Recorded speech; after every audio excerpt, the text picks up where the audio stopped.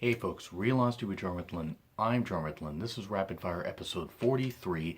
I'm doing a little bit of a different setup, you might know. My camera's set up a little bit higher, well, my phone's set up a little bit higher. So I hope that this comes across okay. There's quite a bit of WWE news and some Impact Wrestling news to get to. And I want to say right at the outset, I'm going to be fair to Impact Wrestling despite any and all reports or whatever. So don't think this is going to be an Impact hate-filled rant. So, anyway, Sin Cara's injury, it's unfortunate. I don't know if this push would have really gone anywhere, but it's unfortunate. If you haven't seen it, you can Google images or Google video. It is gruesome. It looks like his ankle, in fact, his lower leg is like just completely snapped. So I don't know what the update is, unless it just like looked bad. It looks like he might be out for a while, so it's very, very unfortunate. Very, very sad. Hopefully, if it's just bruising or whatever, and I mean, I haven't heard anything since. If it's something broken or something torn, hopefully it's nothing major. He can come back in a couple months. Well, I'm not a big fan of Sin Cara. At least he was getting a decent push here. The question is Baron Corbin careless? I haven't really heard anything about him injuring other people intentionally, but he is still very green. He has only been with the company a few years. It was careless how he stepped on Sin Cara's leg instead of watching where his feet were placed. So yeah, that was a little stupid, but no, Baron Corbin's not careless. I don't think he is. It was stupid how he did things, but no, he's not careless. Jason Jordan replacing Roman Reigns on Team Raw. Well, Roman Reigns is still supposed to be back next week, so unless they're planning on doing something with the Shield, since Ambrose and Rollins lost the tag titles on Raw last night, and I am recording this on Tuesday in case I don't upload it for a little bit. If they're going to do something like that and have, say, I don't know, maybe I don't know who they would face. It's not going to be The Bar because it's going to be Sheamus and Cesaro versus the Usos at Survivor Series unless another title change happens. If they're going to have Roman Reigns wrestle at the pay-per-view, but they don't want to be part of a big match at, for Team Raw, that's fine. Hopefully Roman Reigns is recovered. As much as I'm not a big fan of Roman Reigns' character, I certainly don't want the man himself to be unable to provide for his family. Jason Jordan, this is the perfect opportunity. He gets upset at Kurt Angle, and he screws him over here. Because it needs to happen. At this point, pull the trigger on it, build to it, or unless they say have Jason Jordan eliminated when Kurt Angle could have helped him, and then you build to a heel turn a little bit later. Because I think it should be Jason Jordan versus Kurt Angle. At least have a face-off at the Royal Rumble. If you want to blow it off on a pay-per-view before Mania, fine. But if you want to get Jason Jordan over, even if Angle beats him, that's how you do it. Jason Jordan replacing Roman Reigns doesn't bother me. Hopefully Roman Reigns can come back just fine. Now, I watched some of Bound for Glory, and I'm just saying, somebody uploaded it to YouTube. I wasn't going to pay $40 for it. I hope that people who paid for it really enjoyed it. I hope people who paid for a stream, like paid to stream it, enjoyed it. What I saw of it, the efforts of the talents were fine. Grado versus Abyss was a hot mess. And some of the show was really, really overbooked. Lots of interference, like we were back in the Attitude Era. And it was pretty ridiculous. But it was nice that they were in Canada. Hot Canadian crowd. Canadian's a great hotbed for wrestling. But the main thing that I want to talk about is Alberto El Patron's promo. He felt screwed over by Impact Wrestling, this kind of stuff, whatever. I'm not going to go over word for word verbatim what he said, but he came across like a whiny jackass. And he just did. Okay, so he wasn't found guilty of anything that happened with the whole Page incident at the airport. Fine. Guy still didn't conduct himself very professionally before, during, or after that.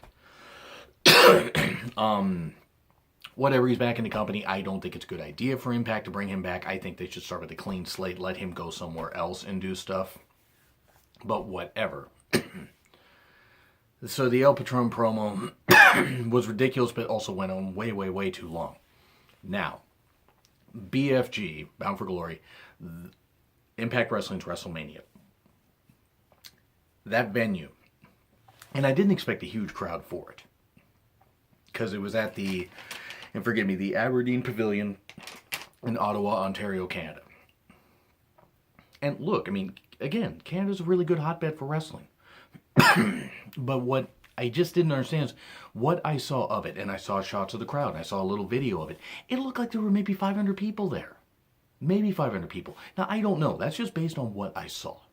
I don't know what the exact attendance numbers are, and I'm certainly not going to spread rumors about it or slam Impact Wrestling for it. If they are happy with the attendance numbers and happy with the crowd numbers and happy with the pay-per-view results, great. And I hope that those numbers are way up and that a lot of people bought the pay-per-view. I don't think that's the case, but hopefully a lot of people did. But I did see pics of their merch stand. And if that's true, if it was just one table with, run by one or two guys, that's just not good.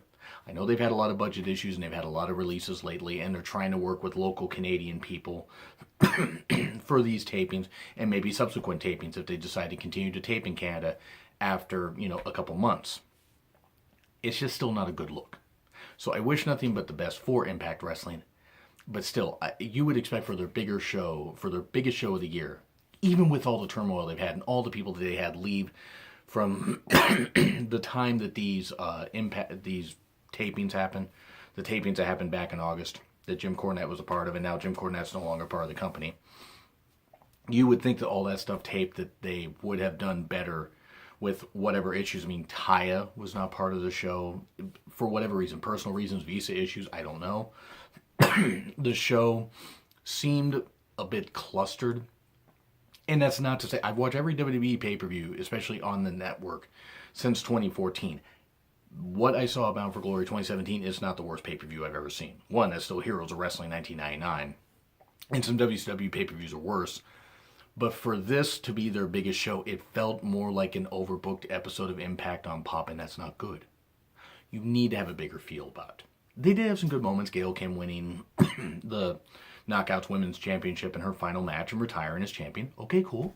Trish Stratus did Unforgiven 2006, and it worked. Another Canadian talent. Impact did some good stuff here. Some that wasn't so good. Hopefully with these tapings that they're going to be doing, it'll work better. Now speaking of the tapings, now these are rumors. I just want to say this. These are rumors. I don't know if they're fully true or not. Let's just go on the basis that they could be true. Impact is offering to pay people to be seat fillers or be background noise and whatever, everything, 50 to 75 people in the crowd. And it would be $50, $12.50 an hour for 4 hours. And if they could work multiple tapings, they'll get more money. Now, yes, people are ripping on Impact Wrestling. Oh, no other company's done stuff like this. Well, bullshit. WCW gave away tickets for free to a lot of their shows before Bischoff took over, and even when Bischoff took over, because the company was in the toilet. And I'm not blaming Bischoff, but that's true. Their pay-per-views, their TV, their Saturday Night TV, all that stuff was not drawing, and fans were, when they were used to getting free tickets, they didn't do anymore. They didn't want to pay for it. And I mean, I didn't blame them, even as great as that talent was. WWE has seat fillers. WWE has had their own attendance issues. So let's not act like WWE is doing the greatest. They're still not losing a ton of money, but they got to be losing some money. I mean, if the Key Arena, I was at the Key Arena a couple weeks ago, about 3 weeks ago almost. In fact, it was 3 weeks ago. The entire upper deck of the Key Arena was taped off, like the entire nosebleed section. Okay, whatever. I mean, it was like a WNBA game, except people actually showed up to this. It was pretty full. I mean, it was probably, I say, about 80% full. There were gaps in seats, and that's gonna happen. Budget, people don't want to pay the money for all these tickets. It cost me and my buddy, me and my best friend, probably close to $180 for the tickets. 160 to $180. I forget all the fees, but the whole point is, it costs quite a bit for 2 tickets. For people paying for kids, this kind of stuff, I don't blame them for that. And the amount of parking in Seattle and all that. So yeah, WWE's got their attendance issues. The fact, though, if this is true about Impact, that they're paying people, and I even heard something, which I don't know if it's true, that if you bought a ticket for Bound for Glory, and kept it, you could get into the next batch of tapings for free. I mean, if that's true, that's pretty ridiculous. Wouldn't be the first time a company's done it, though. Just saying that. Again, mentioning about WCW. Hell, when DX invaded WCW, and they were at the Scope, the Norfolk, Scope, the scope in Norfolk, Virginia. Remember, they shot the the banner there, or like a little ticker for tickets. You could get free tickets at the box office just to fill it to capacity. In '98, when WCW was really hot. So no, let's not act like Impact Wrestling is doing something so taboo. It's not a good look if it's true, but they're hardly the first company to do it. So let's not act like Impact is doing the worst thing ever. Again, I do want to say this. I do have to question if Ed Nordholm is actually smart enough to run this. I mean, running it in Canada isn't a bad thing. But with the releases they're already having enough issues getting enough people on the show. They don't really need to be losing people. I mean, WWE can release people and be fine. They have their performance center. Impact needs to not hoard all the talent they can, but keep all the talent they can under contract. But with the way they tape stuff, the multiple blocks of tapings, like, sometimes 2-3 months worth. Like Ring of Honor's taped a bunch of their shows crazy like that. And shows them out of whack sometimes. Sometimes, like, depending on Sinclair and, wherever, whatever station is showing them, they could get different episodes. But the thing is Impact, if they want to be perceived as the number 2 wrestling company, which, sorry, New Japan Pro Wrestling has unseated them, and unseated them a while ago for it. If that's the case, Impact needs to just try and be better than Ring of Honor. But Ring of Honor is running, pay-per-views every month, or at least every couple months. I hope that Impact does well. I don't know if all these things about them paying fans are true. If it is, it's not a good look, but again, they're hardly the first company to do it. So let's not, we can make jokes, and that's fine. But WWE has seat fillers, they still do, even at pay-per-views now. There's a weird, messy-headed Jesus-looking guy. Well, he has long hair, and he looks like he looks like he's trying to be Alma from Fear, the Fear games, except Alma had charisma and was a video game character, so what does that tell you? It just, WWE uses seat fillers, WCW with paper houses and stuff like that. I don't know if Ring of Honor does, because Ring of Honor doesn't run very big venues. New Japan seems to be doing pretty well, especially in Japan, but they did well in some U.S. shows. Impact, the stain of the TNA name is still on Impact, so no matter the efforts of the talents, no matter who the regime is, they can't seem to get out of their own way. Hopefully, since they still have a deal with Impact, with Pop TV, through 2018, hopefully they can shoot in Canada, keep the costs low, and do pretty well. But if they don't run bigger shows than being in front of about, say, 300 to 500 people, it doesn't look good.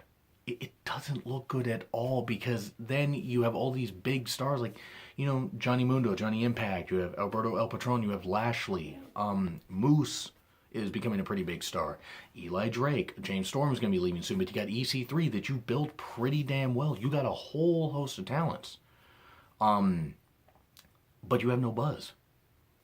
So paying fans to show up, that's kind of tacky. But it wouldn't be the worst thing that a wrestling company's done. And hardly the first company to do something like this. So let's not hammer Impact over it without giving the same kind of, level of disdain. If we're going to give disdain to Impact, let's give disdain to WWE, and let's give disdain to other companies that do this kind of stuff. Let's not just all focus on Impact. Impact can be a good punching bag, but WWE is doing stuff like this too. So let's make sure that we keep it level if we're going to have that disdain. Now, I want to go over the BFG attendance, because what I saw, again, between 300 and 500 people for it. The venue wasn't that big. But I want to give an example of how Impact has kind of fallen on its ass. And I'm just saying, because I wrote down some of these figures, and this is going to be a bit, so forgive me. But 2005, it was at the Impact Zone. It was the inaugural Bound for Glory, easy for me to say. At the Impact Zone, this was the messy one that had Nash and Jarrett, and ended up being Rhino and Jeff Jarrett, but it was a 900 capacity for the pay-per-view. The venue capacity was 1,400, but of course, if you add all that stuff in there, it's going to limit the seating. So they sold out the tickets pretty well. So, for the small venue that it was, they did pretty well. 900, maybe 1,000 people. 900, this is according to Wiki, by the way, so I just want to say these are the figures I have as best I can. And what little bit I read up on the venues. 2006, they actually moved out of the impact zone to Plymouth Township, Michigan. Of course, they said Detroit, but it's outside Detroit. It's at the CompuWare Sports Arena, 3,600 people. Capacity, including standing, was 4,500. That's what the venue was. So 3,600 in that kind of arena, very good, very good. It was a good step up for Impact Wrestling. Jeff Jarrett looked very happy when he stepped out to, face Sting to defend his NWA Championship. Jarrett just looked so happy when he saw that because a company that he helped build from the ground up. It was really cool, and then the attendance rose even more. 2007, when they were said to be in Chicago, but actually, Atlanta, but it wasn't. It was Duluth, Georgia, at the arena at Gwinnett Center, and I'm not familiar with the area. 4,000 people. Capacity for the place could be, for the whole area, could be 11,355 to 13,100, which I think this smaller arena actually probably was only a capacity of about 5,000 people. The whole point is what they had. It was a really good look, and the crowd was hot, especially for Sting, since they were near Atlanta and they had the history. And in 2008, you had the Sears Center. It was in Hoffman Estates, Illinois. Of course, they said in Chicago, but it actually wasn't. 5,000 to 5,500 people.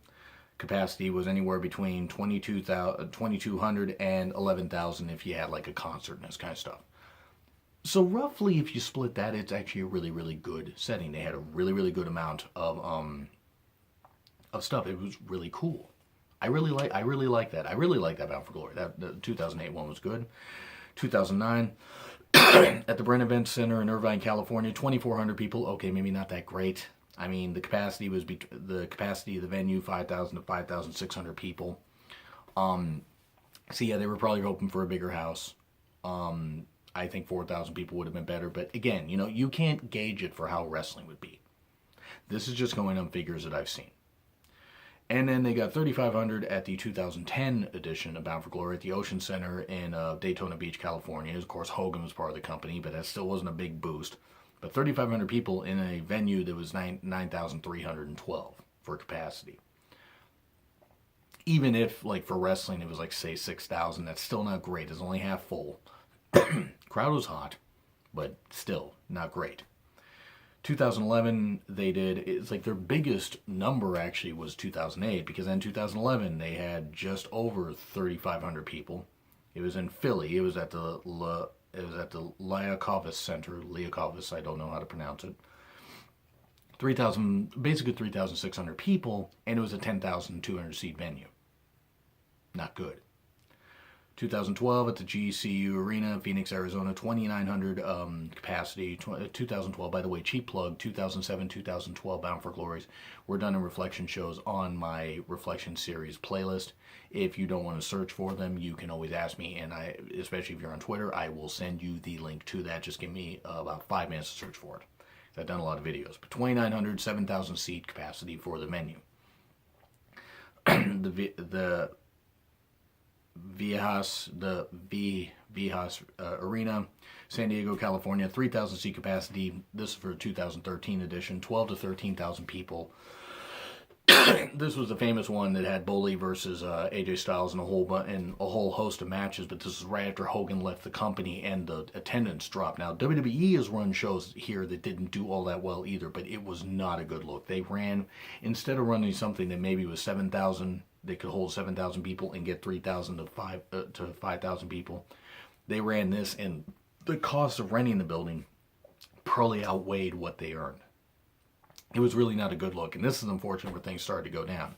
They were at the Korakuen Hall in Tokyo the following year, 2014. 1,500 people in a 2,005 seat capacity. But the problem is all the travel costs and stuff like that. So it looked cool, and it was good enough show. It wasn't great, but it was a good enough show. But this is where things started to go down, and of course, they were in North Carolina in 2015 at the Carrabba's Arena. 1,800 people in a 5,500 seat building. 1,800 people rumored. It actually looked more like about 1,500, but again, you can't count all the heads in a picture or in the footage you've seen. But that wasn't a good look, even though it was a good enough show. And then the Impact Zone in 2016, 1,100 people in a 1,400 capacity arena. Okay, at least, you know, a little sound stage. And then this year, it looks like their lowest attended Bound for Glory ever. Now, look, again, the Canadian crowd, you know, seemed hot, and that was good. I mean, because I want this company to succeed. I just wish that they would have been able to book a bigger venue. I mean, I know they've had trouble, but if they could have booked something that, like, say, a little hockey arena that seated, like, say, 4,000 people and gotten 2,500 people in there, that would have been great. The problem, I hope any pay-per-views that they hold in 2018, if they manage to make it that far, because money might be an issue, hopefully they do well. So anyway, I just want to give you an idea on the BFG attendance numbers, so I hope you enjoyed this rapid-fire episode. Let's give Impact a chance. I know that they've had issues. Let's give them a chance. Bound for Glory may not have been their best show. Alberto may have gone on too long. Let's give a chance, because especially Lashley, Moose, and especially in that 6 Sides of Steel match, which was overbooked like crazy. Hey, Moose did really well. That dive off the cage, that was really cool stuff. Lashley's a hell of a beast. Eli Drake and Johnny Impact, that was 2 fresher faces in the world title program. Even if El Patron hitting Impact with the chair and breaking it wasn't best, even if the chair wasn't gimmicks especially, let's get away from the chair shots to the head. Concussion City, bitch, and I've had concussions. We really got to get away from that. Leave that behind. I'm not saying be PG.